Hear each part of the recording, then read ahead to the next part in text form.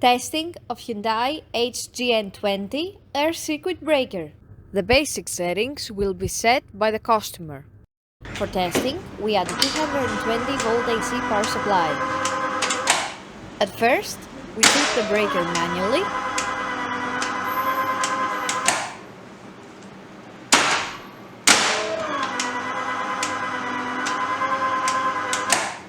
Then, we trip the breaker with the help of the UVT. Next, we perform a short time delay test and the breaker trips almost instantly.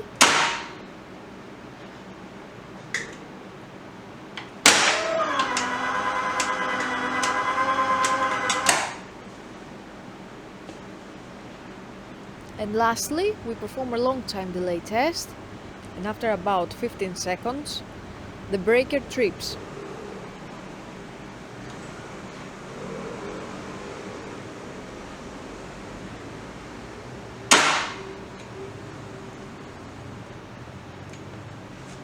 It is now clear that the air circuit breaker is working successfully and is ready to be delivered to the customer.